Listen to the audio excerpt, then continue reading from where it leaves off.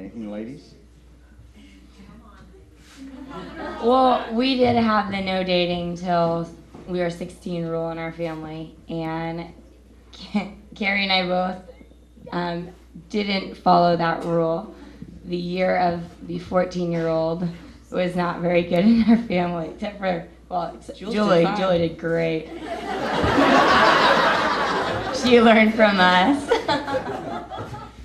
But so we each kind of had, I mean, it wasn't anything serious for either of us, but we both had kind of brief boyfriends, if you will, our freshman year of high school, which resulted in punishment, some sort of punishment.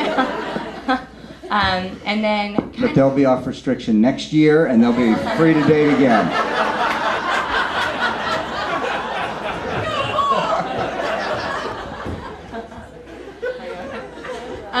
So kind of by the time we both had our brief little freshman year, whatever, boyfriends, and then we were both good until we were 16, and then by the time we kind of got to 16, we were kind of over it. It was like the forbidden fruit, like if you can't date, you really want to date, and by the time we got to the age that we were allowed to date, we were just kind of over it. Both of us had seen a lot of our friends just go through really, tough high school breakups that are so stupid and had just been, through a lot of pain. And I think I would definitely say for myself, I kind of seen enough to be like, you know what, it's not what I want. I don't want to go through boyfriend after boyfriend in high school just to be hurt over and over and over again.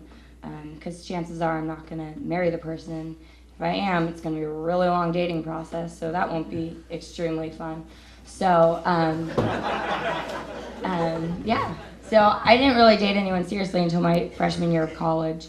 And, yeah. Yes, question? Did you guys try and hide it when you were 14? Yeah. We will call on Carrie at this time.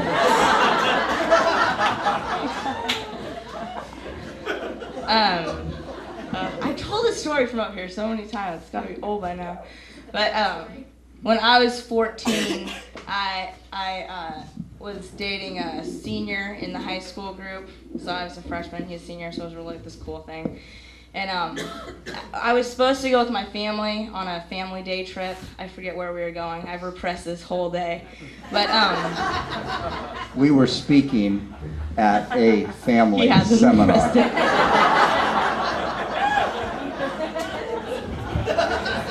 So this is why I work in youth ministry now, because I relate to the kids.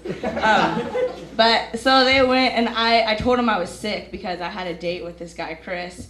And so they went away, and I stayed in bed until they left, and then I got up and got all ready, and we went to see a movie, and I had a miserable time because I was so nervous the entire time that I was going to get caught, and so I came home and took off my makeup and got back in bed. And what I forgot about was the fact that Chris's little sister and my sweet little sister, Jules, were best friends, and it was kind of their dream for us to date. And I hadn't told Chris I wasn't allowed to date because that wouldn't be cool. So he had told his sister that we had gone out. Anyway, she called Jules, so Jules knew. And I thought I was cool. I was like laying in bed all acting sick. And apparently my mom was up in her room crying over me again. And Jules walked in and saw her crying, and being the intuitive person that she was, looked at my mom and she said, "Oh, did you find out that Carrie and Chris went on a date today?"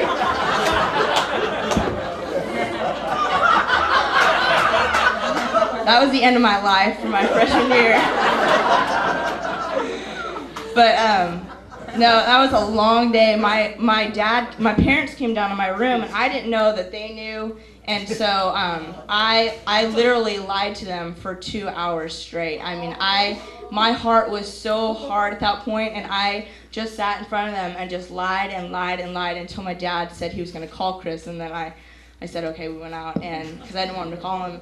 And but it was literally, it was a major battle that we had, because my parents were like, you're going to either obey our rules or you're out of the house. Like, basically, you need to figure this out or move out. And So they left me in my room for a long time, and I just spent a lot of time alone, and then just kind of God just softened my heart and went up, and then all the punishment came, and my heart got hard. Just kidding.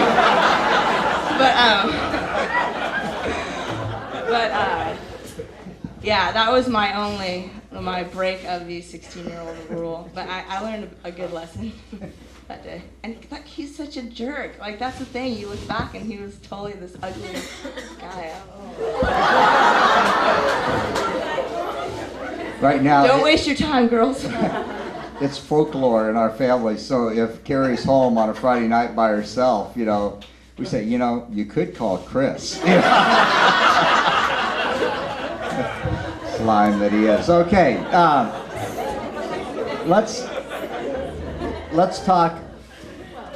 I guess I just want to say that that was a huge turning point in Carrie's life in terms of faith. Actually, up until that time, she'd been extremely compliant, totally on board with everything, and she got caught in that stream of peer pressure that sometimes happens, especially around age 14. And she was weighing at that point in her life whether it was going to be worth being more cool to the people out there or really following God. And that incident was used by God in all of our lives in some very significant ways. For us, it helped us to step into reality. That I think that there was a simplicity of our thinking up until that point that if we just did all of these things with our children, that everything would turn out just fine.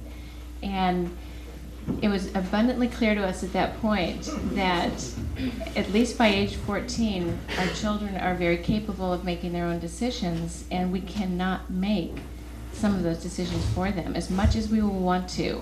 So our job is to continue to train them in God's ways, but we really had to recognize at that point that we had limited power as parents, and that children have power as well that can be used at that point.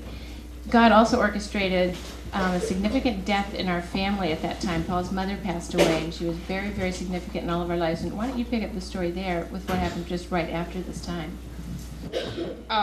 My grandma, my dad's mom, was the one person in my life my freshman year of high school that I would listen to still about kind of faith stuff. She was an unbelievable woman of God. Just talk about a prayer warrior, and she'd always call me and check up on me, and she knew I wasn't doing good, but we still had this amazing relationship.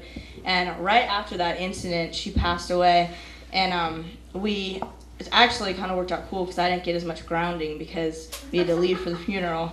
But we left for the funeral.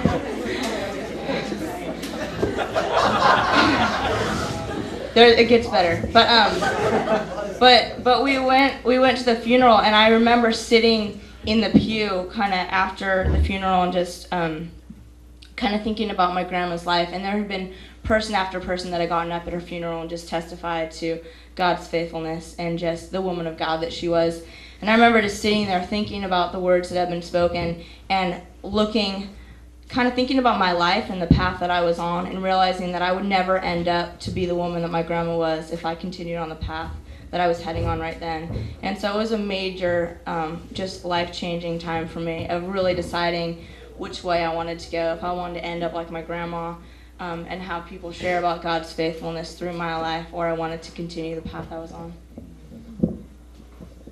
Carrie did mention the sort of the talk we had, and basically it wasn't quite as quick as shape up or ship out, but it was that you need to know that Mom and I have been given the responsibility by God to be responsible for this family, and you are not going to run the family and ruin it. And as hard as it is, you need to know that you need to decide to follow us as leaders here, or we will find somewhere else for you to stay. But you can't stay here and just keep disobeying.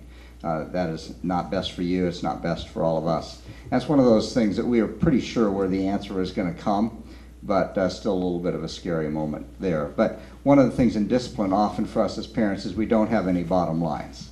That our kids know that if we don't, that they can just keep pushing because we'll never enforce it. And so there need to be some bottom lines. Let's talk about modesty for just a little bit.